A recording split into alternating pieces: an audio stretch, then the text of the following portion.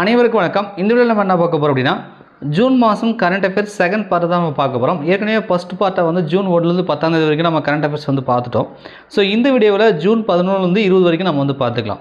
நீங்கள் TNPSC exam, Madras high court exam, வேறு எதுவும் police exam, central government exam படிங்கன்னா கண்டிப்பாக உங்களுக்கு ரொம்ப யூஸ்ஃபுல்லாக இருக்கும். ஸோ இப்போ நீங்கள் பார்க்குறீங்களா, இந்த கொஸ்டின் பேப்பருக்கான பிடிஎஃப் லிங்க் இந்த வீடியோட டிஸ்கிரிப்ஷன் அட்டாச் பண்ணியிருக்கேன். நீங்கள் டவுன்லோட் பண்ணி டெஸ்ட் எழுதிட்டு அதுக்கப்புறம் வீடியோ பார்த்தீங்கன்னா கண்டிப்பாக உங்களுக்கு வந்து ரிவிஷன் பண்ண மாதிரி இருக்குன்னு சொல்லிட்டு முதல் கேள்விக்கான ஆன்சர் சொல்கிறேன் பாருங்கள். நெல்சன் மண்டேலா வாழ்நாள் சாதனையாளர் விருது பெறும் முதல் இந்தியர் வினோத் கனத்ரா எந்த மாநிலத்தை சார்ந்தவர்ன்றாங்க. ஸோ ஃபஸ்ட் டைம் வந்து பார்த்தீங்கன்னா நெல்சன் மண்டேலா வாழ்நாள் சாதனையாளர் விருது வந்து நம்ம இந்தியாவில் ஒருத்தர் வந்து வாங்குறாரு. அவர் யார் அப்படின்னா வினோத் கனத்ரா அப்படின்ற மாதிரி வந்து சொல்கிறாங்க. அவர் பேர் அது. இவர் எந்த மாநிலத்தை சார்ந்தவர் அப்படின்னு நீங்கள் பார்த்தீங்க அப்படின்னா இவர் வந்து குஜராத் மாநிலத்தை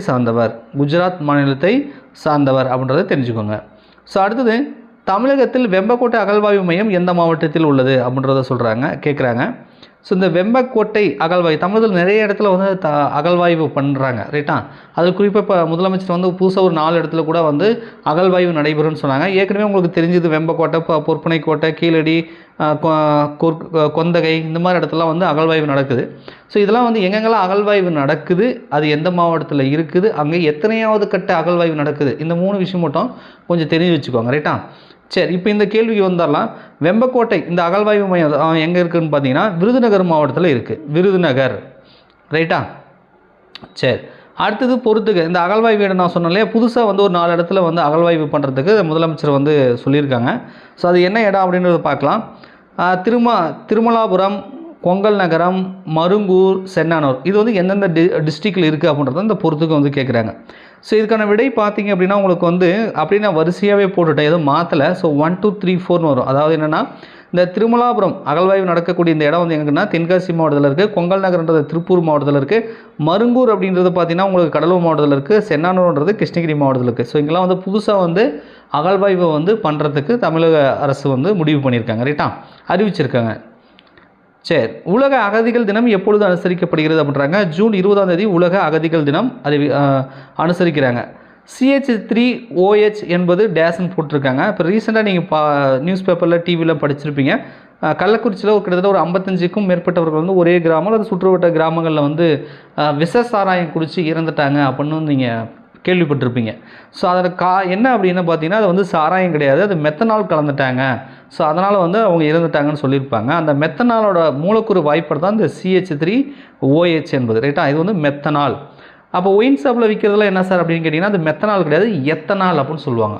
எத்தனால்ன்றது பழம், அது மாதிரி ஏதோ சாறு, அந்த மாதிரி இதில் ஏதோ பாயிலி, அந்த மாதிரி ஏதோ இதில் சம்திங் தயாரிக்கிறதா சொல்கிறாங்க.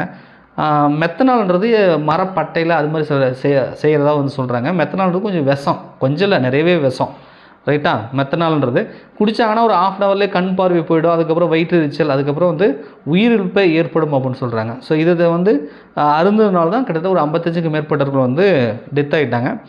ஸோ இது வந்து மெத்தனால் அப்படின்றத தெரிஞ்சுக்கோங்க, ரைட்டா?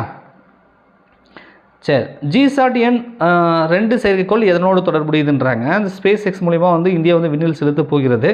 இது எதனோடு தொடர்புடையது சார் அப்படின்னு கேட்டிங்கன்னா தகவல் தொடர்பு. இன்டர்நெட் வந்து ஸ்பீடாக இருக்குன்றாங்க, ரைட்டா? 48 GB ஸ்பீடில் இருக்கும் அப்படின்ற மாதிரி சொல்கிறாங்க. ஸோ வந்து தகவல் தொடர்புக்காக வந்து இது விண்ணில் செலுத்தப்படக்கூடிய ஒரு சேட்டலைட், செயற்கைக்கோள். கலைஞரின் கனவு இல்லம் திட்டத்தின் 6 ஆண்டுகளில் எத்தனை வீடுகள் கட்டித்தரப்படும் என தமிழக அரசு அறிவித்துள்ளது அப்படின்னு சொல்கிறாங்க. ஸோ 6 ஆண்டுகளில் பார்த்தீங்கன்னா 8 லட்சம் வீடு வந்து குடிசையாக இருக்கும் இல்லையா, அந்த வீடெல்லாம் காங்கிரீட் வீடாக வந்து கட்டித்தரத்துக்கு வந்து தமிழக அரசு திட்டம் தீட்டியிருக்காங்க. 6 ஆண்டுகளில் 8 லட்சம் வீடு. அதில் முதல் கட்டமாக பார்த்தீங்கன்னா இப்போ 2024 மட்டும் 1 லட்சம் வீடு வந்து கட்டித்தரத்துக்கு நிதியெலாம் ஒதுக்கியிருக்காங்க. ஒரு வீட்டோட மதிப்பு என்னென்னு பார்த்தீங்கன்னா 3,10,000, அதாவது 3.10 லட்சம்னு சொல்லுவாங்க. ஸோ இந்த மதிப்பீட்டில் வந்து வீடுகள் கட்டித்தரப்படும் அப்படின்ற மாதிரி அறிவிச்சிருக்காங்க, ரைட்டா? சரி, ஒட்டுமொத்தமாக சொல்லணும்னா 6 ஆண்டில் 8 லட்சம் வீடு, இந்த வருஷத்துக்கு 2024 1 லட்சம் வீடு வந்து கட்டித்தர போகிறாங்க. ஸோ அடுத்தது, லேண்ட் ஹீரோ அல்லது நில வளங்காப்பு நாயகன் சொல்லுவாங்க, இல்லைனா சுருக்கமாக நிலநாயகன் சொல்லுவாங்க. இது வந்து ஐநா வரக்கூடிய ஒரு விருது. இது என்ன சார் விருது அப்படின்னு பார்த்தீங்கன்னா இதுக்கு வந்து என்ன சொல்லுவாங்கன்னா பாலைவனமாக்களை எதிர்த்து போராடுதல் சம்மந்தப்பட்ட ஒரு விருது, ரைட்டா? ஸோ இந்த விருது வந்து வாங்கியிருக்காங்க. இது யார் பாருங்கள், விருது பெறும் விவசாயி. அவர் பேர் என்ன? சித்தேஷ் சாகோர், ரைட்டா? இவர் எந்த மாநிலத்தை சார்ந்தவர் அப்படின்னு கேள்வியாக இருக்குது. இதில் ஞாபகம் வச்சுக்கோங்க, அதாவது லேண்ட் ஹீரோ அப்படின்னு சொல்லி ஒரு விருது கொடுக்குறாங்க. அது எதுக்காக கொடுக்குறாங்கன்னா பாலைவன மக்களை எதிர்த்து போராடுதல், இந்த பசுமையாக விவசாயம் பண்ணக்கூடிய நிலங்களை வந்து அது மாதிரி பாலைவனமாக மாற்றுறாங்க, அந்த மாதிரி இல்லை இயற்கையை அழிக்கிறாங்கன்னு சொல்லுவோம்ல, அதை தடுக்கிறதுக்கும் பசுமையை உருவாக்குறது, அதுக்கு சம்மந்தமாக போராட்டம் பண்ணுறது. ஸோ இந்த மாதிரி ஒரு சமூக ஆர்வலராக இருக்கிறது, இது சார்ந்தவங்களுக்கு வந்து இந்த விருது கொடுப்பாங்க. ஸோ இது வந்து பார்த்திங்கன்னா இந்த சித்திய சாகோருக்கு இந்த வருடம் வந்து கொடுத்துருக்காங்க. இவர் எந்த மாநிலத்தை சார்ந்தவர் அப்படின்னு கேட்குறாங்க. ஸோ இது வந்து யாருன்னா மகாராஷ்டிரா மாநிலத்தை சார்ந்தவர் அவர். ரைட்டா? சரி. தமிழக பள்ளிகளில் மாணவர்களிடம் ஜாதிய பாகுபாடை ஒழிக்க யாருடைய தலைமையில் குழு அமைக்கப்பட்டதுன்றாங்க. கேள்விப்பட்டிருப்பீங்க. அங்கங்கே வந்து இப்போ அரசு பள்ளிகளில் மற்ற பள்ளிகளில் அந்த மாதிரி மாணவர்களிடையே ஜாதி பாகுபாடு சம்மந்தமான சண்டைகள் அது மாதிரிலாம் நடக்கும். அப்புறமா கையில் வந்து கயிறு கட்டிட்டு வராங்க கலர் கலராக, அது மாதிரிலாம் சில இஷ்யூலாம் போயிட்டுருக்கு. ஸோ மாணவர்களிடையே ஜாதி பாகுபாடு இருக்கக்கூடாது அப்படின்னு சொல்லி ஒரு தனிநபர் குழுவாக வந்து தமிழக அரசு அமைச்சது. அவங்க வந்து இப்போ தமிழக அரசுக்கு வந்து பரிந்துரை கொடுத்துருக்காங்க, இப்படிலாம் பண்ணுங்க அப்படின்னு சொல்லி. அது யாருடைய தலைமை அப்படின்னா முன்னாள் நீதிபதி சந்துரு அவர்கள்கிட்ட கொடுத்து இவங்க பரிந்துரை கொடுத்துருக்காங்க. இதில் பரிந்துரை நிறைய விஷயங்கள் சொல்லியிருக்காங்க. அட்டனன்ஸில் மெயினாக வந்து அந்த அட்டனன்ஸ் இருக்கு இல்லையா, அதில் வந்து கம்யூனிட்டியை வந்து மென்ஷன் பண்ணக்கூடாது, உட்கார வைக்கும்போது ஜாதி பாகுபாட்டோடு உட்கார வைக்கக்கூடாது, மெஜாரிட்டி ஜாதி இருக்கக்கூடிய தலைமை ஆசிரியர் இருக்கக்கூடாது. ஸோ இது மாதிரி நிறைய விஷயங்கள். அதே மாதிரி அரசு பள்ளிகளே பார்த்திங்கன்னா ஜாதி பேர் இருக்கும், கல்லர் பள்ளி, அந்த பள்ளி, இந்த பள்ளின்னு ஜாதி பெயர் கொண்டு அந்த பள்ளியோட பேர் இருக்கும். அந்த மாதிரி பள்ளிகளோட பேரில் கூட அந்த ஜாதி வந்து இருக்கக்கூடாது அப்படின்ற மாதிரிலாம் நிறைய பரிந்துரைகள் கொடுத்துருக்காங்க. ஸோ இதை தெரிஞ்சுக்க வச்சுக்கோங்க. ரைட்டா? சரி, அடுத்த கேள்விக்கு வந்துடுவோம். சர்வதேச யோகா தினம் எப்பொழுது அனுசரிக்கப்படுகிறது அப்படின்னு சொல்கிறாங்க. சர்வதேச யோகா தினம் ஜூன் 21 வந்து சர்வதேச யோகா தினம் அனுசரிக்கப்படுகிறது. சமீபத்தில் பீகாரில் உள்ள நாலந்தா பல்கலைக்கழகத்தில் புதிய வளாகம் திறந்து வைத்தவர் யார் அப்படின்றாங்க. ஸோ இதை வந்து திறந்து வச்சது யாருன்னா நம்ம நரேந்திர மோடி அவர்கள் வந்து திறந்து வச்சுருப்பாங்க. ரைட்டா? இப்போ நாலந்தா பல்கலைக்கழகம் சம்மந்தமாக உங்கள்கிட்ட ஒரு கேள்வி. நாலந்தா பல்கலைக்கழகத்தை கட்டியவர் அல்லது உருவாக்கியவர், ரைட்டா, அது யார்? ஸோ ஹிஸ்ட்ரியில் படிச்சிருப்பீங்களே, நாலந்தா பல்கலைக்கழகத்தை கட்டியவர் அல்லது நிறுவியவர் அப்படின்னு படிச்சிருப்பீங்க. ஞாபகம் வந்துச்சு அப்படின்னா காமெண்ட்ஸில் சொல்லுங்கள். ஓகேங்களா? 2024ஆம் ஆண்டில் உலக அளவில் அமைதி குறியீட்டில் இந்தியா வகிக்கும் இடம் எத்தனை அப்படின்னு சொல்லி வந்து கேட்குறாங்க. ஸோ அமைதியில் பார்த்தீங்கன்னா நம்ம 116வது இடத்துல இருக்கோம், 116. அப்போ ஒட்டுமொத்த நாடு இவங்க கால்குலேஷன் பண்ணது மொத்தம் 163 டோட்டலாக கால்குலேஷன் பண்ணி அதில் நம்ம 116வது இடத்துல இருக்கோம் அப்படின்றத வந்து சொல்கிறாங்க. ரைட்டா? சரி, அடுத்த குறியீடு பார்க்கலாம். சுற்றுச்சூழல் செயல்திறன் குறியீடு 2024 இந்தியா எத்தனாவது இடம் பெற்றுள்ளது அப்படின்றாங்க. ஸோ இதில் வந்து பார்த்தீங்கன்னா நம்ம 176வது இடத்துல இருக்கிறோம். ரைட்டா? ஒட்டுமொத்த நாடு பார்த்திங்கன்னா நம்ம 180 நாடு கால்குலேஷன் பண்ணியிருக்காங்க. அதில் 176வது இடம்னும் போது கடைசி 5 இடத்துல நம்ம இருக்கிறோம். அப்போ ரொம்ப மோசமாக இருக்குதுன்னு தான் இதுக்கு அர்த்தம். ரைட்டா? 27.6 அந்த புள்ளிகள் பெற்று நம்ம 176வது இடத்துல நம்ம இருக்கிறோம். இதே மாதிரி நிறைய இன்டெக்ஸ்லாம் வந்து கொடுத்துருந்தாங்க. ஸோ உங்களுக்கு ரீகால் பண்ணணும் அப்படின்னா மகிழ்ச்சி குறியீடு வந்து பார்த்திங்கன்னா இந்தியா 126வது இடத்துலையும், மனித வளர்ச்சி குறியீடில் பார்த்திங்கன்னா நம்ம இந்தியா வந்து 134வது இடத்துலையும், பத்திரிகை சுதந்திர குறியீட்டில் வந்து 159வது இடத்துலையும் வந்து நம்ம இந்தியா வந்து இப்போ 2024 அந்த குறியீடுகளில் வந்து இருக்குது. ரைட்டாக அதெல்லாம் ஞாபகப்படுத்திக்குவோம். நம்ம ஏற்கனவே கரண்ட் அஃபேர்ஸில் பார்த்துருப்போம். மகிழ்ச்சி குறியீடு 126, மனித வளர்ச்சி குறியீடு 134, பத்திரிகை சுதந்திர குறியீடு 159. இப்போ வந்து சுற்றுச்சூழல் செயல்திறன் குறியீடுன்றது 176, உலக அளவில் அமைதி குறியீட்டில் வந்து 116வது இடம். ஸோ இந்த இடத்தெல்லாம் ஞாபகம் வச்சுக்கோங்கப்பா. ரைட்டா? அடுத்து ஒரு புள்ளி வருதா, உலகளாவிய பாலின ஏற்றத்தாழ்வு குறியீடு இந்தியா வகிக்கும் இடம் அப்படின்னு சொல்லி வந்து கேட்குறாங்க. ஸோ இது எத்தனாவது இடம் சார் அப்படின்னு கேட்டிங்கன்னா 129வது இடத்துல இருக்கிறோம். அப்போ ஒட்டுமொத்த நாடு என்ன எவ்வளோன்னு பார்த்தீங்கன்னா 146 நாடுகளில் நம்ம 129வது இடத்துல இருக்கிறோம். ரைட்டா? உலகில் உயரமான ரயில்வே மூலம் எங்கே கட்டப்பட்டுள்ளதுன்றாங்க. செனாப் ஆற்றின் மீது கட்டப்பட்டுள்ளது அப்படின்னு சொல்லி நீங்கள் படிச்சிருப்பீங்கன்னு நினைக்கிறேன். இந்த செனாப் ஆறுன்றது எங்கே இருக்குதுன்னு பார்த்தீங்கன்னா ஜம்மு காஷ்மீரில் இருக்குது. ஸோ உலகின் உயரமான ஒரு ரயில்வே பாலன்றது நம்ம இந்தியாவில் ஜம்மு காஷ்மீரில் வந்து கட்டியிருக்காங்க. ஸோ இப்போ வந்து பார்த்திங்கன்னா அதில் டெமோ மாதிரி வந்து இது பண்ணியிருக்காங்க, விரைவில் வந்து ஓப்பன் பண்ணிடுவாங்கன்னு நினைக்கிறேன். கிட்டத்தட்ட கட்டி முடிச்சிட்டாங்க. ரைட்டா?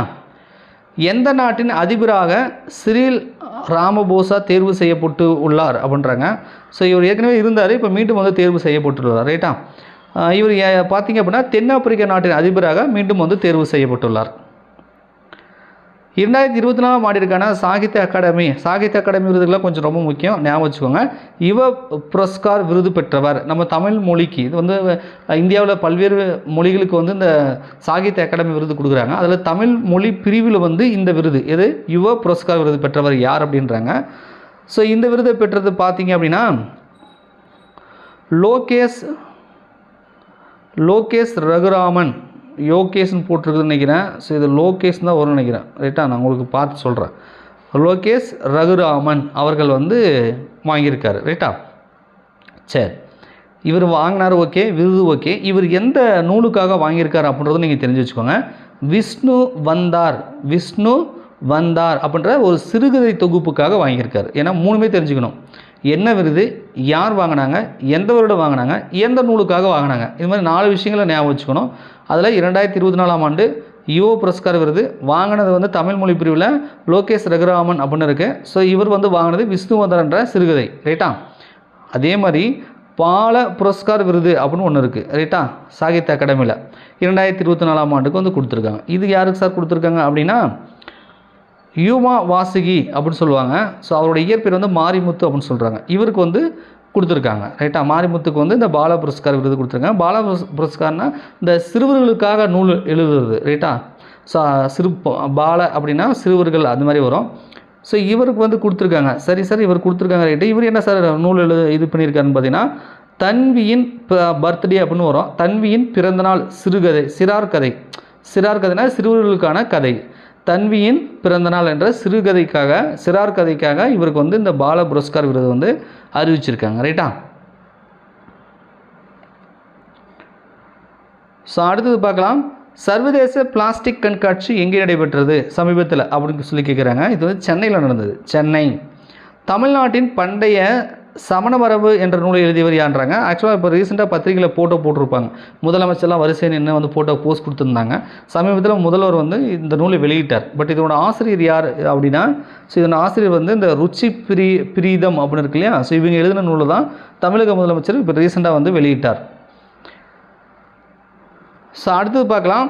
ஐநா சர்வதேச குவாண்டம் அறிவியல் மற்றும் தொழில்நுட்ப ஆண்டாக எந்த ஆண்டை அறிவித்துள்ளதுன்றாங்க. ஆக்சுவலாக வந்து பார்த்திங்கன்னா இது 2025ஆம் ஆண்டை வந்து சர்வதேச குவாண்டம் அறிவியல் மற்றும் தொழில்நுட்ப ஆண்டாக ஐநா வந்து அறிவிச்சிருக்குது. ரைட்டா, ஸோ நீங்கள் கேள்விப்பட்டிருப்பீங்க, நம்ம 2023 போன வருஷம் வந்து சிறுதானிய ஆண்டு அப்படின்னு அறிவிச்சிருந்தாங்க. ரைட்டா, அப்போ இந்த ஆண்டு என்ன சார் அப்படின்னா சர்வதேச ஒட்டக ஆண்டுன்னு அறிவிச்சிருக்காங்க. போன வருஷம் வந்து சிறுதானிய ஆண்டு, இந்த வருஷம் ஒட்டக ஆண்டு. அடுத்த வருஷம் 2025 வந்து ஐநா சர்வதேச குவாண்டம் அறிவியல் மற்றும் தொழில்நுட்ப ஆண்டாக ஐநா அறிவிச்சிருக்கு. ரைட்டா, அந்த 3மே ஞாபகம் வச்சுக்கோங்க. உலக இரத்த தான தினம் எப்பொழுது அனுசரிக்கப்படுகிறதுன்றாங்க. ஜூன் 14. தேசிய மனித உரிமைகள் ஆணைய பொறுப்பு தலைவராக பதவியேற்றுள்ளவர் யாருன்றாங்க. அப்போ தலைவர்னு ஒருத்தர் இருந்திருப்பார், அவர் வந்து ரிட்டையர் ஆகிருப்பார், ஓய்வு பெற்றிருப்பார். அவர் யாருன்னா அருண் மிஸ்ரா வந்து ஓய்வு பெறுகிறார். ஸோ அதனால் வந்து டெம்பரரியாக, ரைட்டா, பொறுப்பு தலைவர்னா என்னென்னா நிரந்தர தலைவர் போடுவாங்க, அது வரைக்கும் டெம்பரரியாக வந்து ஒருத்தரை போட்டுருவாங்க. ரைட்டா, ஸோ இப்போதைக்கு பொறுப்பு தலைவராக பார்த்தீங்கன்னா விஜய பாரதி சயானி வந்து பொறுப்பேற்றிருக்காங்க.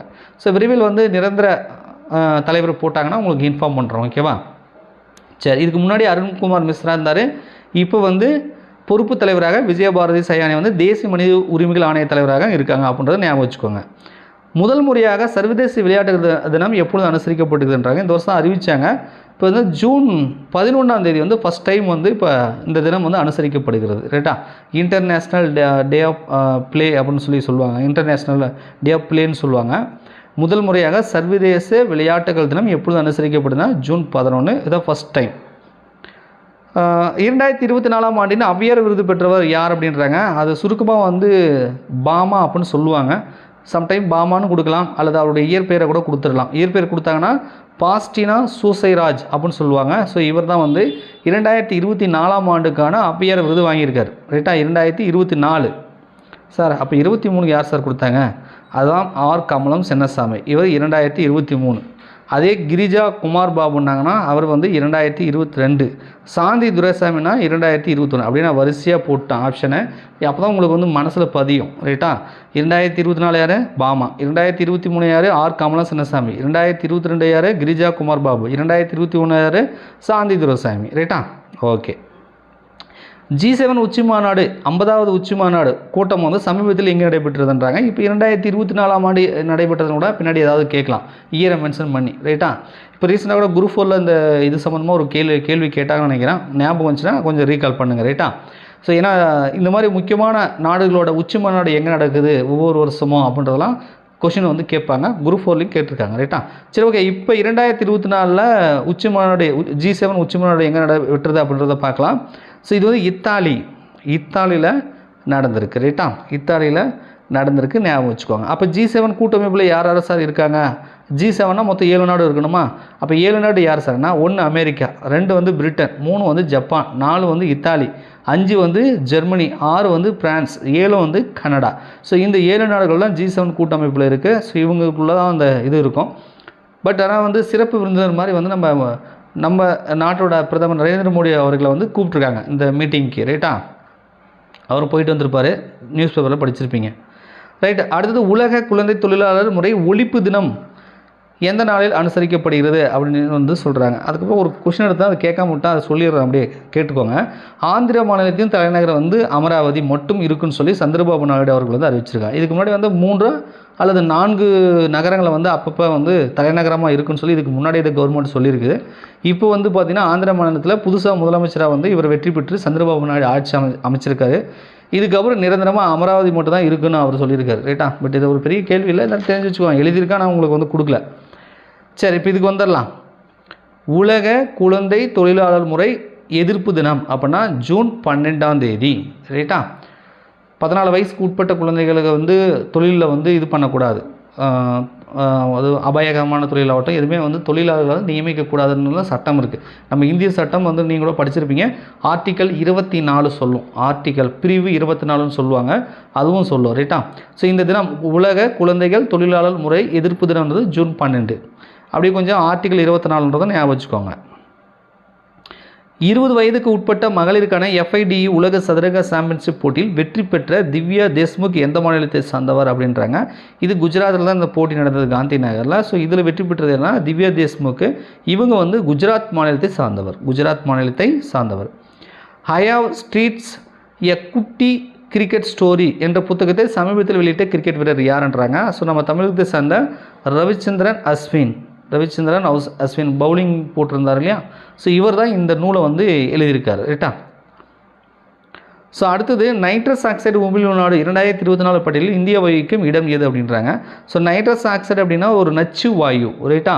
பசுமை இல்ல வாயு கூட சொல்லுவாங்க. ஸோ இதை வந்து உமிழக்கூடிய நாடுகள் பட்டியலில் நாம் எத்தனாவது இடத்துல இருக்கிறோம்னா நாம் வந்து 2வது இடத்துல இருக்கிறோம். அப்போ யார் சார் ஃபஸ்ட் இடத்துல இருக்கிறாங்க, ரொம்ப நச்சுவாய் வெளியிடுறாங்க அப்படின்னு கேட்டிங்கன்னா சீனாக்காரன் ஃபஸ்ட் இடத்துல இருக்காப்புல. ரைட்டா? இந்த நைட்ரஸ் ஆக்சைடை வெளியிடுறதுல சீனாக்காரன் ஃபஸ்ட் இடத்துல இருக்கிறாங்க. நம்ம நாடு வந்து செகண்ட் இடத்துல இருக்குது. இதனால் நிறைய காற்று மாசுபாடுகள் ஏற்படுது. சிட்டி நகரங்கள்லாம் அடிக்கடி கேள்விப்பட்டிருப்பீங்க. டெல்லிலாம் நிறைய புகை மூட்டை இருக்குது அப்படி இப்படிலாம் சொல்லுவாங்க. இது ஒரு நச்சு வாயு. ரைட்டா? சரி, கடைசி கேள்வி உங்களுக்கான கேள்வி. இந்த கேள்வி நான் ஏற்கனவே கேட்டுட்டால் மறுபடியும் ஒரு முறை ரீகால் பண்ணிடுறேன். ஸோ சமீபத்தில் வந்து பார்த்திங்கன்னா பிரதமர் மோடி அவர்கள் வந்து நாலந்தா பல்கலைக்கழகத்தில் ஒரு புதிய வளாகம் திறந்து வச்சார் அப்படின்றது ஒரு கொஸ்டின் வந்துச்சு கரண்ட் அஃபேர்ஸில். அதை பேஸ் பண்ணி இந்த நாலந்தா பல்கலைக்கழகத்தை கட்டியவர் யார் அப்படின்னு சொல்லி நான் கேட்டிருந்தேன். ஹிஸ்ட்ரியில் நீங்கள் படிச்சிருப்பீங்க. டக்குனு உங்களுக்கு ஞாபகம் வந்துச்சுன்னா கமெண்ட்ஸில் கமெண்ட் பண்ணுங்கள். வீடியோ புதுசாக மறக்காமல் லைக் பண்ணுங்கள். உங்கள் நண்பர்கள் யாராவது போட்டித் தேர்வுக்கு படிக்கிறாங்கன்னா இந்த வீடியோ அவங்களுக்கு வந்து ஷேர் பண்ணுங்கள். நம்ம சேனல் இது வரைக்கும் சப்ஸ்கிரைப் பண்ணலாம் அப்படின்னா மறக்காமல் சப்ஸ்கிரைப் பண்ணி கூட அந்த பெல் பட்டனில் ஆல் அப்படின்றத செட் பண்ணி வச்சுக்கோங்க. இது நம்ம வின்னர்ஸ் கிளாஸ் அகாடமியோட புதிய யூடியூப் சேனல். கரண்ட் அஃபேர்ஸ் ஃபுல்லாக இதுக்கப்புறம் கொடுக்க போகிறேன். ஏற்கனவே வந்து பார்த்தீங்கன்னா ஜனவரியிலேருந்து கொடுத்த கரண்ட் அஃபேர்ஸ் எல்லாமே கரண்ட் அஃபேர்ஸ் 2024ன்னு சொல்லி தனியாக ஒரு பிளேலிஸ்ட் இருக்கும். அந்த பிளேலிஸ்ட்டை கொஞ்சம் செக் பண்ணி பாருங்கள். சப்போஸ் இப்போ வந்திருக்கக்கூடிய மெட்ராஸ் ஹைகோர்ட் எக்ஸாம், இதுக்கப்புறம் வரக்கூடிய குரூப் 2 சம்திங் வேறு ஏதாவது போட்டித் தேர்வுக்கு நீங்கள் படிக்கிறனாலும் அந்த பிளேலிஸ்ட் வந்து உங்களுக்கு ரொம்ப யூஸ்ஃபுல்லாக இருக்கும். நன்றி, வணக்கம்.